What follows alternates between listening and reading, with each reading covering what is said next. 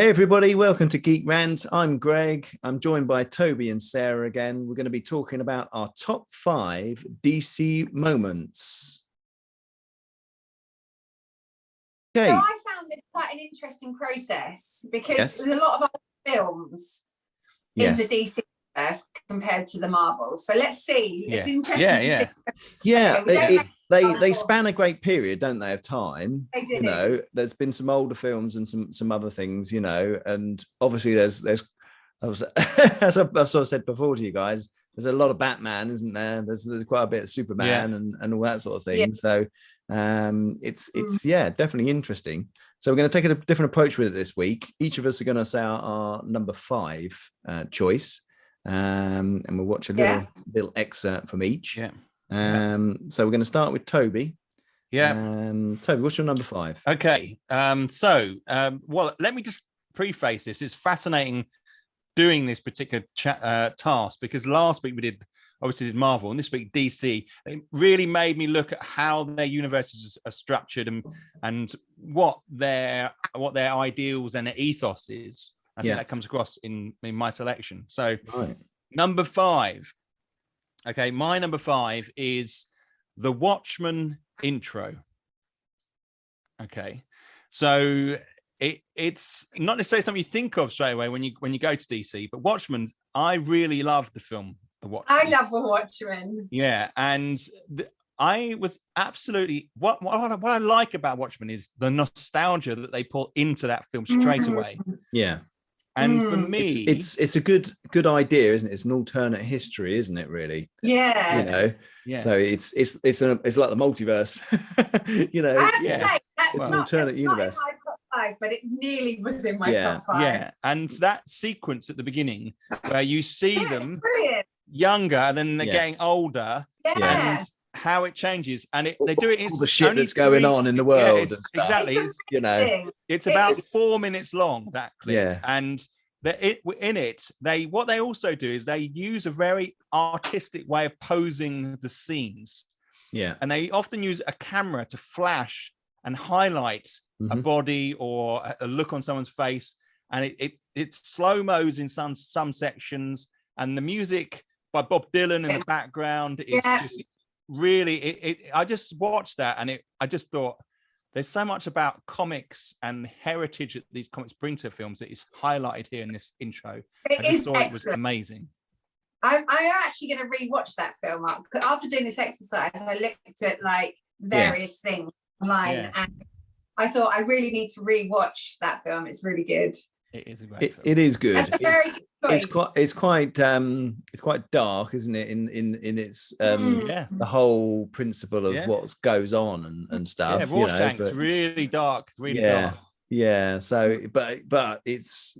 I think that's the difference between DC and Marvel, isn't it? Marvel's a much more PG sort of thing, and it's definitely the way it's been sold. They're darker, aren't they? The DC do have a very glossy side to them. It's just that hasn't been utilized, like the Green Lantern, for example. Aquaman was quite glossy, and Wonder Woman is obviously really glossy and that whole side to it. Anyway, that was my number 5. Sarah next? Okay, me next. Okay, my number 5 is from Man of Steel. Oh, okay. Interesting. Mine are going to be a bit different to yours because I've got a relation to DC.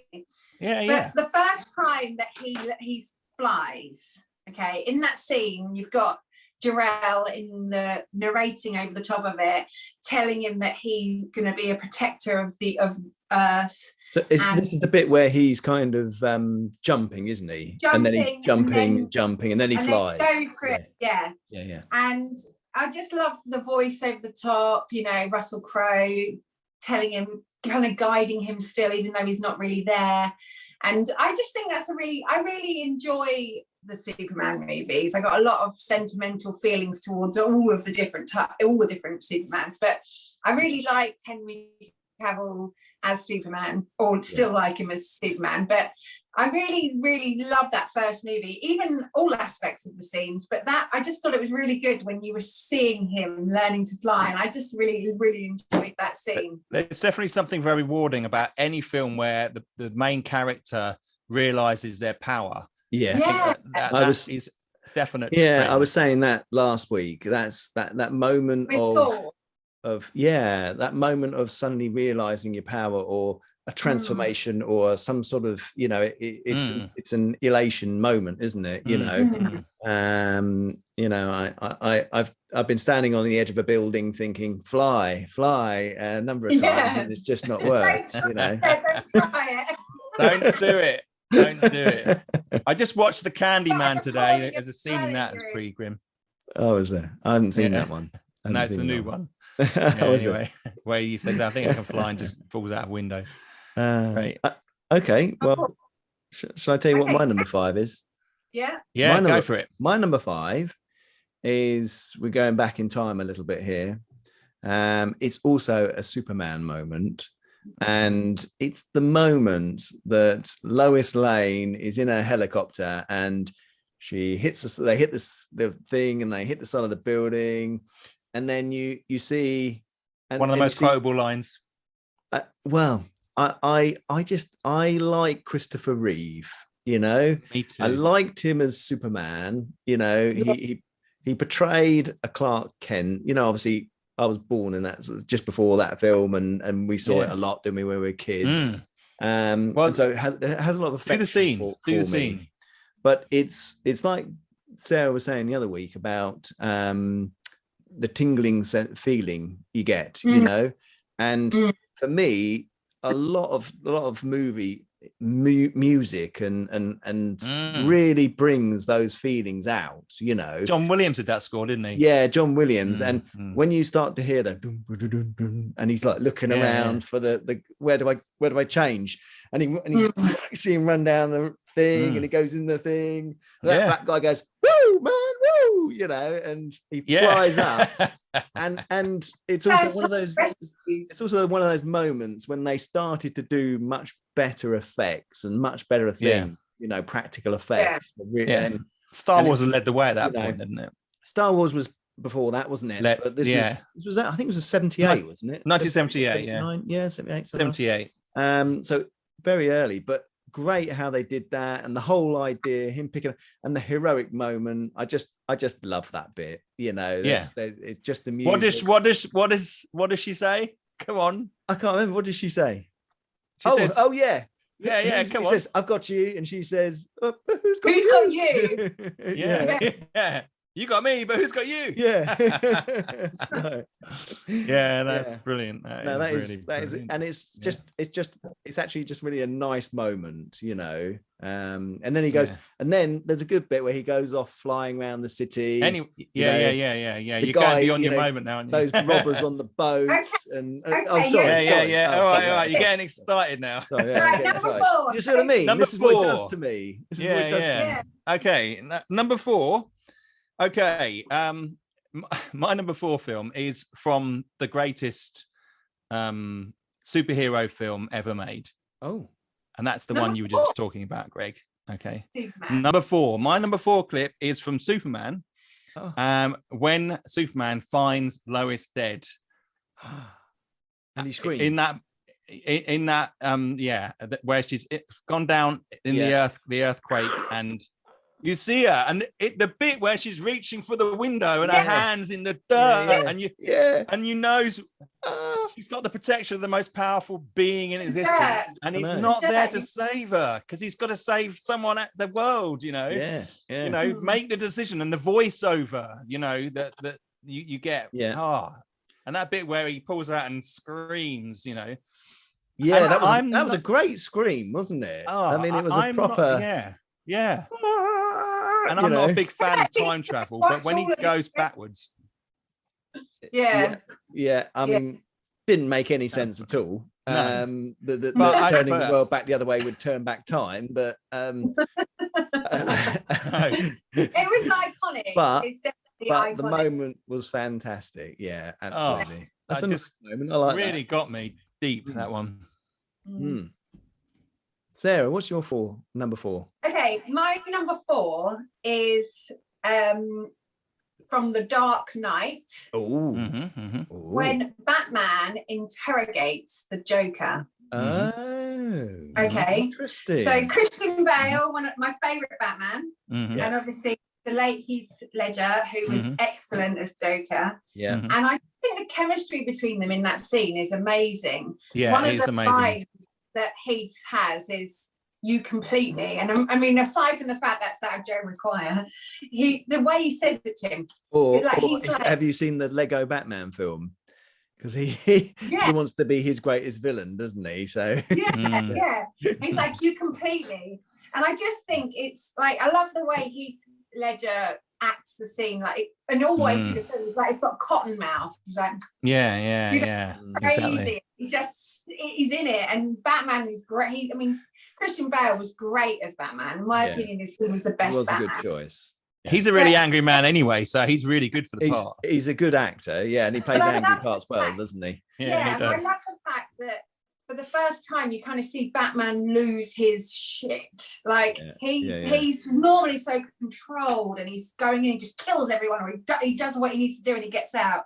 But in this scene, he beats the shit because Rachel and Harvey Dent are in two different locations, and he wants to know where they are. Yeah. And he has to save them, but who does he choose? Yeah. And I just love the way that Batman loses his shit in that scene. And he can't do anything about it, can he? He's too logical.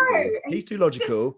The Joker is quite prepared to get beaten up. He's quite prepared, and because the legend. He's got no feeling. The Joker, because all his nerves are fried. That's why his skin is the color it is. Yeah. So when there's a nice little moment where Batman punches his hand and he doesn't move it or react. And that's because the Joker doesn't feel pain. Right. I see. And he can't break him down. So he can take a good kick in. Absolutely. I think that they were excellent on scene together, in the whole film together. Oh, it's a great film. It's a great film. It's a great actor. Ballet that they performed in that scene. I just really think it's excellent. So that's my number 4. Brilliant. Right, Greg, what's your one? My number 4 is also a Batman moment, but this is from the Michael Keaton Batman, 1989, and there's you know me, I love props, I love vehicles, I love all sorts of things like that to do with films. And this is the bit where Batman rescues Vicky Vale from the Joker when they're in the museum. Yeah, and he smashes through the skylight, lands, and he's got this weird looking thing on his arm. And it goes out like that. And it flips out, and fires the things, and Joker's like, "What the hell?" And he just grabs hold of her, hold on, and it's the way he swings down as well is quite cool. He's the whole sort of smashes through the door, and then outside he's like, "Get in the car," and she's like, what car? And he's like, "Oh," and there it is, the huge Batmobile. Huge Batmobile, and for me that's just like, wow, that blew my socks off when I first saw that.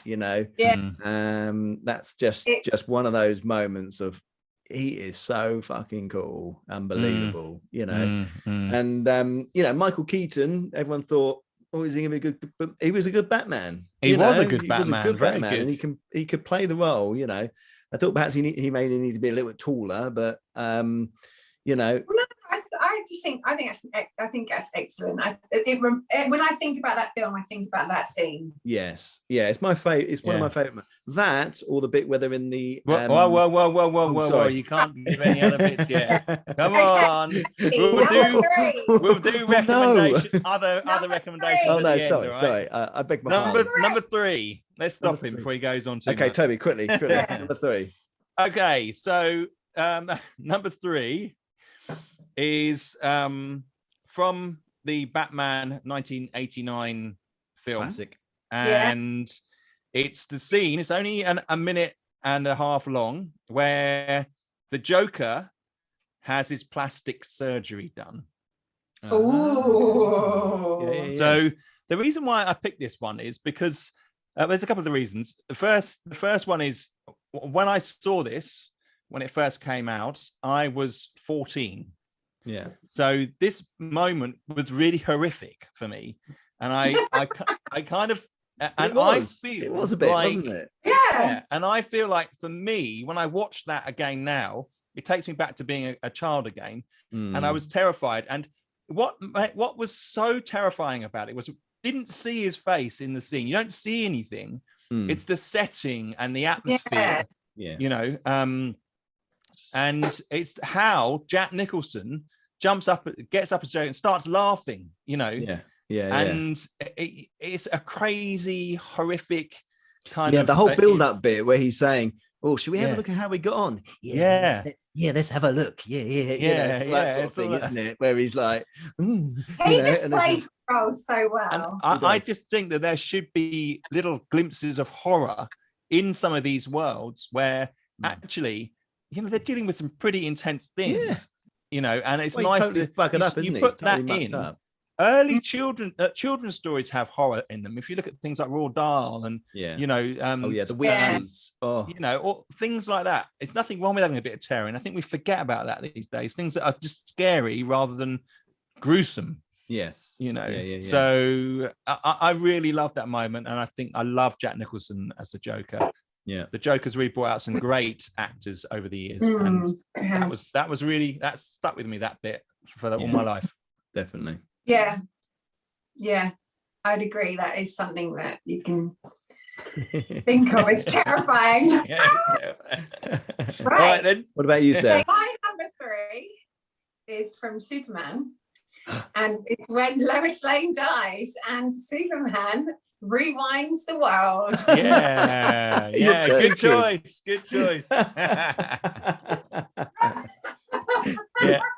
Man.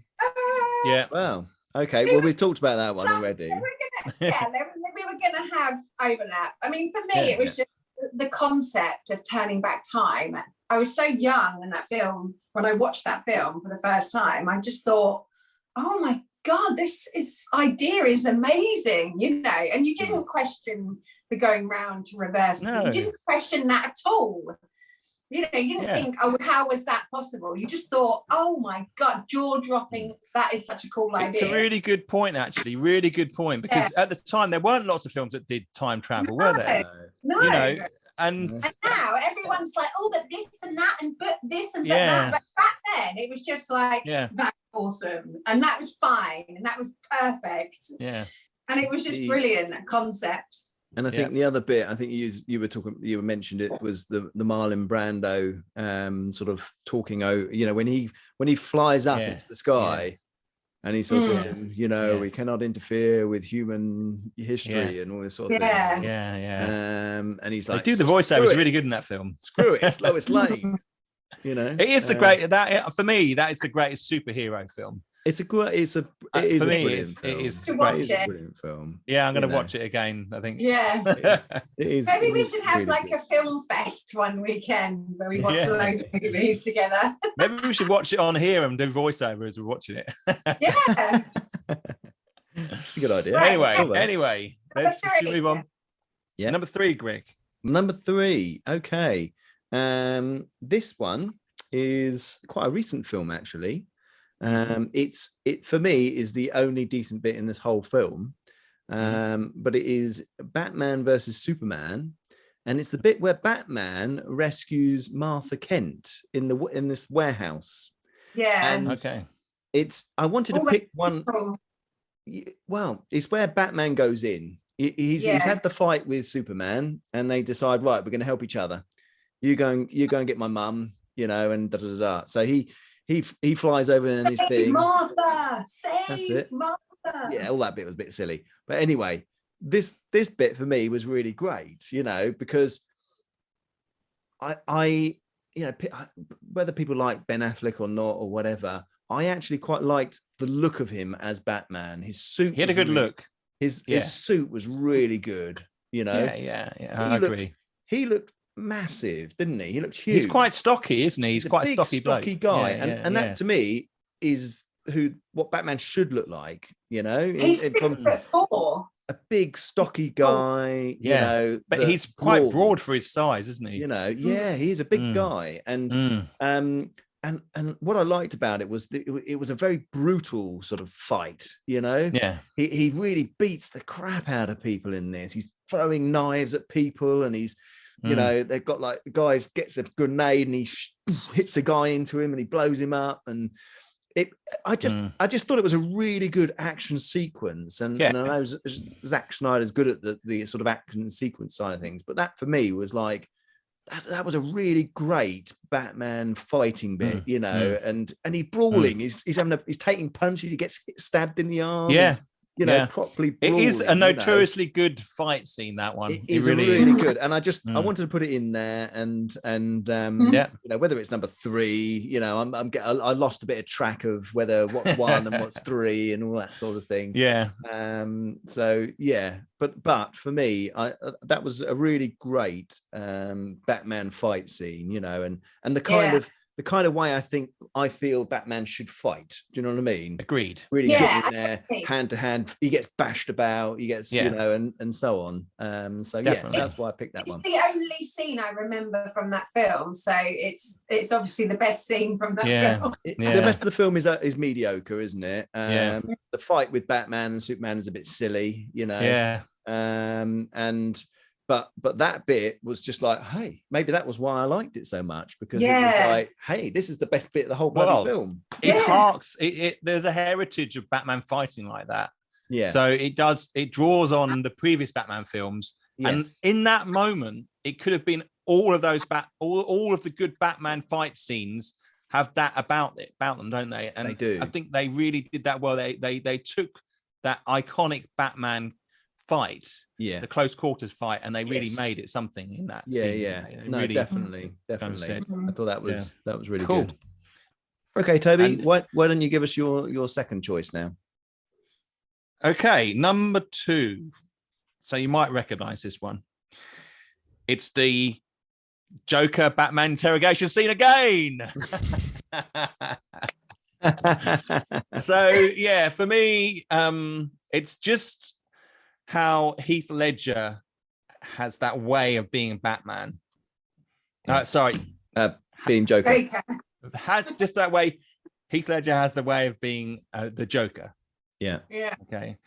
And he's he sort of drools as he talks, isn't he? He kind of has that very weird way that he got into that character. Yeah. And it was that helpless moment, but the chemistry, and I think what it just really it gave Heath Ledger a real legacy, because you know, we look back now at that Joker as potentially one of the best characters ever created by an actor. Yeah, you know how he embodied that creature, that man, was just almost unbelievable. It's fascinating. We watch it fascinated by how he does it, and that is such a gift, and we are so unlucky to have lost that man. No, I mean, he could have done so and much. Before he even took the role, everyone was saying, what Heath Ledger? Why is Heath Ledger being chosen for this? You know, and sometimes that's part of the surprise, isn't it? You know, that they pull one out of the bag, you know. Amazing. Yeah, like Robert Pattinson when he did Twilight. Robert Pattinson is a great actor. He's a great actor. And I've got a lot of time. Even then, he carried that off okay. I mean, you know. I'm only joking. Anyway, go on. Yeah. So no, that is my number 2, and we've talked about it already. So Sarah, you go with yours, yeah? Okay, my number 2 is from The Watchmen. Right. And it's not the beginning scene. It's the scene when John, is it Osterman? Is that how it's pronounced? Yeah.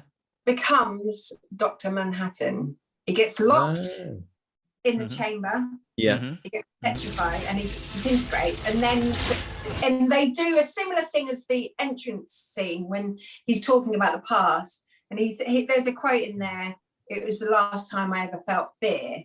And he disintegrates. And then over the next like 2 minutes of that scene, you see him appear as an electrical person. And then he becomes, and it was just awesome. Just the way that film was shot and the way that they did those, and they kind of drew back on memories in those moments of as present day. I just think it was excellent. It was excellent. In that scene, it would have been the entrance scene that I just think I love that format. I love that film. Yeah, it was good. I love that it's film. It's probably one of Zack Snyder's best films, isn't it? Yeah, you know. Yeah. Definitely. It was definitely a very good style, wasn't it? But there's some good action in that film as well, isn't there? Really, some good action and some quite that, you know, Rorschach was really a powerful character. Yeah, when he's in the prison. Yeah, that's going to say, when he's in the prison, they cut the guy's arms off to get him. They're locked in with me. I'm not locked in with them. Yeah. And I thought the evolution of the Silk Spectre was quite interesting as well, you know.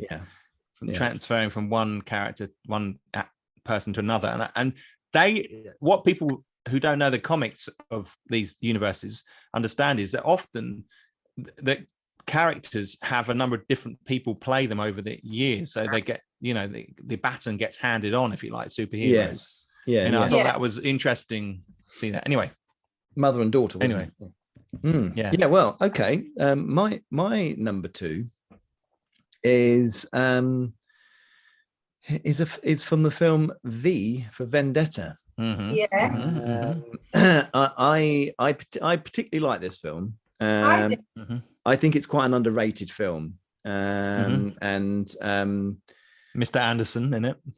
Yes, he plays it well. You don't ever see his face, do you? So, no, you don't. It's his face, but this moment is it's so if you remember the film, Evie has escaped and she's gone to stay with Stephen Fry's character, and they get raided after he's done that silly show where he makes a fool of the Chancellor, and she escapes. But as she's getting out the window, she gets grabbed by one of the interrogate guys, and she gets interrogated for a number of weeks, or days or whatever, and tortured and so on. But she then comes out at the very end. She sees the cells. He says, we're going to kill you, and she just says, fine, I'd rather, you just tell us something. And she's like, no, I'd rather go and die, thanks. He says, well, there you go, you're completely free then. And it's got, that double meaning of she's got no fear now. She's got no worry. She's not worried about dying anymore. She's not fearful, and she's not afraid of what's going on in this totalitarian state. She's now a completely different character, and she comes out in V's home, and she realizes in that moment of, it's a good bit by Natalie Portman there, where she's completely shocked and stunned that he's done this to her. He's done it, and he tries to rationalize it by saying, you said to me you wanted to live without fear, and he said, if there was an easier way of doing it, I would have done it, but I did this for you, sort of thing. And then she has this moment where she's like, it's overwhelming her, and he says, right, embrace it, and takes her and says, I need to go outside. And they go up to the roof, and there's a bit where it's in the rain. Hang on, what scene is it? You're telling the whole film. This is the bit. I'm leading up to it. It makes no sense otherwise. Okay. It's the whole film. It's that bit where she goes out onto the roof, and the rain, and she has that moment of, like we've talked about and other things, a moment of revelation, empowerment, and you see it cut in with him when he had come out of the burnt building, and he was all burnt, but he was reborn. It was like being reborn, basically. And both the characters then had this connection that they've both been reborn and were different people now, and could fight the fight, against the system. And it always really gets me, that bit. It is a great film. I haven't watched it in years, probably about 15 years. You're joking. I watch it pretty much every year when it comes around to November. Really? It comes around to Guy Fawkes night. Yeah, I do. I love it that much. I started watching it I started watching it about a month ago, and I still haven't finished watching it. Toby. I don't know why. Victor Hugo, what's his name? What's the guy's name? Hugo Weaving. Yes, Hugo Weaving. I can't get over his voice in it. You're joking. I think that's what helps in my head. I know. I love that film. I don't want to rewatch it because I'm scared to see her torture. It's harrowing. I feel vulnerable watching it. I don't like that feeling. I think that's the thing. It's I'm going to watch it. I'm going to watch it. It's quite a changing moment. That's why I quite like it. And that's a great choice. Great choice. Yeah. All right. I guess we should have a drum roll, maybe. Number one. Okay, number one then. Okay. Number one. Yeah, drum roll. Okay, so again, it was really difficult deciding obviously what was going to be number one and what wasn't. Yeah. And my number one is when it's out of Superman. Okay. Oh. Okay. And this whole process has just emphasized to me how superior that film is. And it's when General Zod and his two protagonist, his guy and his girl, whatever they're called, Ursa and the thug, they're banished to the Phantom Zone by Brando. That sequence, and there were a number of reasons why for me that was hugely powerful. It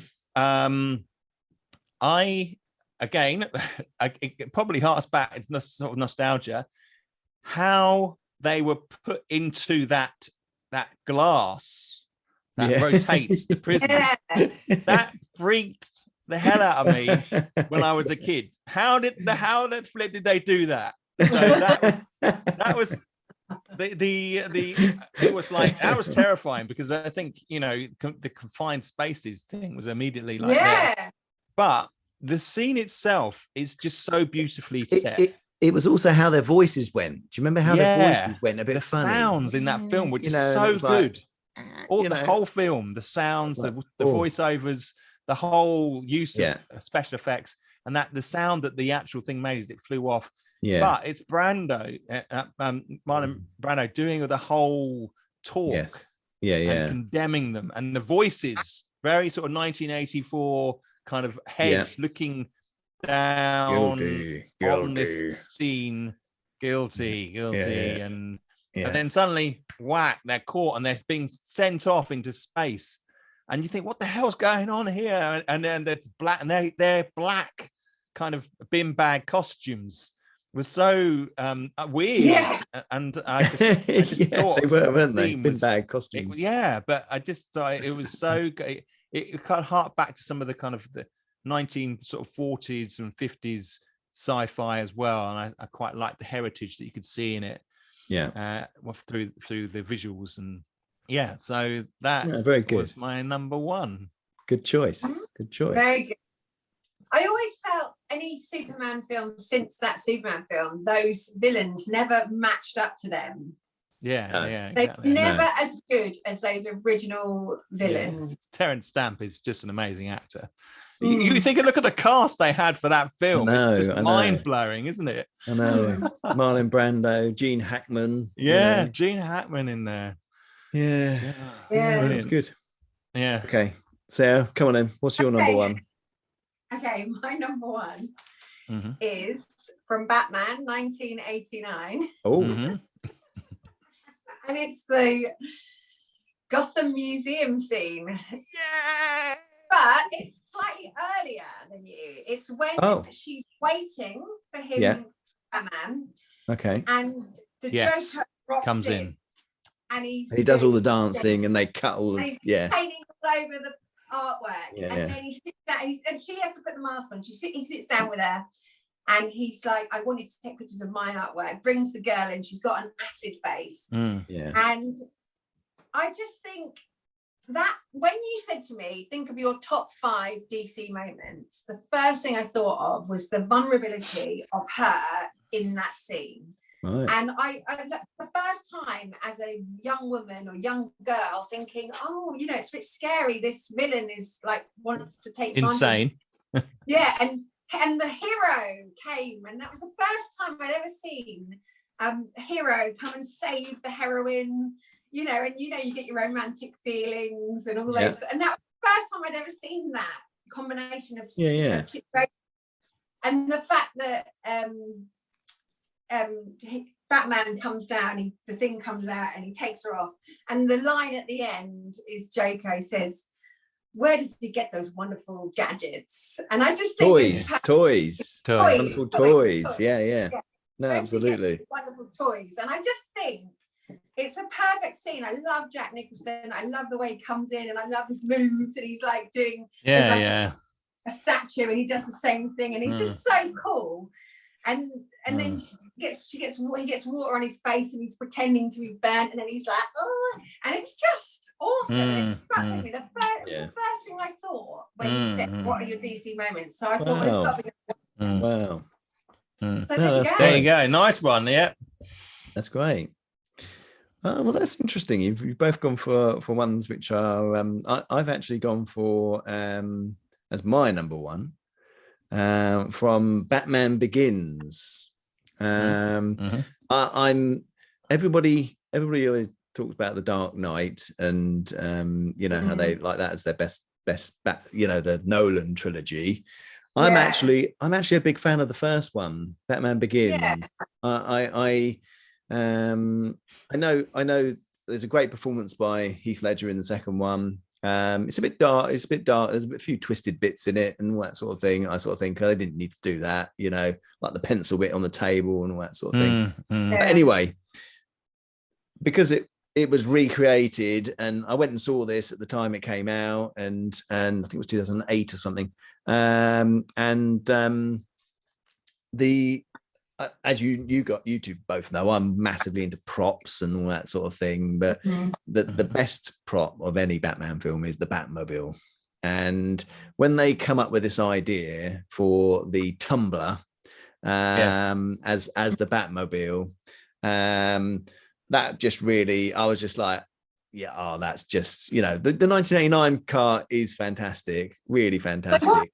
What's the scene then? So this scene is just after the girlfriend. What's her name? I can't think of her name. Rachel? Is it Rachel? Yeah, Rachel. She's been gassed by Matey, and he needs to get her out of there quickly. And so he goes outside with Commissioner Gordon, comes out and says, "I'll get my car." And he goes, "I brought mine," and you see his lights, and he's like, so the scene is basically the Bat chase, where he gets chased about the city, and he's on the roofs, he's like driving over the roofs, he's jumping off of things. It's like, hang on, this is the first like workable Batmobile where you actually see it doing some pretty amazing stuff, Like the original 89 one was brilliant. It looked fantastic, but it was basically just a car to go along the straight on the road. There was a bit where they drive around, but but this really blew my socks off, because it was like rough terrain vehicle, wasn't it? Almost. It was, and it could smash. It was smashing through walls, and it was, and it had bits that sort of turned, didn't it? It kind of had functional bits. I just love that whole bit, I watch these films mainly for the action and so on, and that was something, like you said, Sarah, when you think of what's your favorite moment, this one really came back to my head, because that really sort of blew my socks off, I thought it was a great moment, well, cool, there we go, brilliant, there we go. I think we have confirmed, though, we all had Superman, the original Superman film, in there. I had two. You had two. How many did you have, Sarah? Just the one? You had one. Yeah, just one. I had one. So I mean, that probably means that must be like the best DC film. And the original Batman, 1989. Original Batman, I had that once. Yeah. I have one of those as well. Yeah. It's probably because it's kind of our era. We grew up with that. We grew up with those films. We really watched them, you know. And like you were saying, as a kid, you saw these things, and it's left a massive impression on you, isn't it? As part of your life. And I think that's the great thing about movies, isn't it? You know, when you see them at a particular time, they can really put an impact on you, and you know, be part of your world. You know, it's more of an event back then as well. Nowadays, going to see a film or watching films, there are so many films, but back then, you went out to do it. And also it was just there weren't as many of them. No, there wasn't, was there? You know. No. Like we said, Superman was 78, wasn't it? And Batman was 89, you know, and there weren't that many, there weren't any real sort of superhero films around other than that. Really. And when they went onto TV, there's only 4 channels. So everybody watched it. Everybody watched the Superman film on the Saturday, you know, or Sunday, you know, so it was a shared experience. Yeah, very much so. Very much so. And I think as well with the older films, a lot of these actors were coming from sort of classic backgrounds where they really kind of had theatre work, and they were more grounded in how to really portray these character emotions. Absolutely. And like when you talk about General Zod, you know, Terence Stamp was a famous, you know, he used to do theatre work, didn't he? And you know, I'm sure if now he probably, I mean, he might not sort of think about taking a role like that on now, because you know it's sort of throwaway these days. You've got Angelina Jolie starring in films now. I mean, who wants to be a superhero? So I mean, you're not going to get like the top billed actors doing great performances like we had back when they didn't really know what they're getting themselves into. Although thankfully they didn't, because they've left us with these iconic films. The other thing I sort of think about the list as well is we've all picked moments which aren't. I'm a big fan of practical effects, you know, and all the moments we've really talked about, they've all been really practical, done effects, you know, and not big, you know. And character driven, you know, there's a lot of bits in there that we've talked about, which is character driven, and you know, and I think that's something that they need to refocus on, you know, in movies, you know. It doesn't always have to be great big special effects all the time. Interestingly, with the new Batman movie, they have done that more. Yes, that's right. But none of us picked any clips out of that one. I think that's interesting because it highlights that maybe it did lack a few key character moments. It was good. I really enjoyed it. I thought it was a great new Batman film. But I cast my mind back up to it, and I was thinking, was there anything in it that I would pick out as a like revelation moment? Exactly. And I think that's where we can gather some of these older films. They're more reliant on a good script, some good acting. Good story. They had to use practical effects because that's all they had, but they had to then be ingenious on how they made it look good, you know. And I think that's always a necessity thing, you know, to try and make it look good. You know, if you haven't got the tools, it sometimes works better, doesn't it? You know.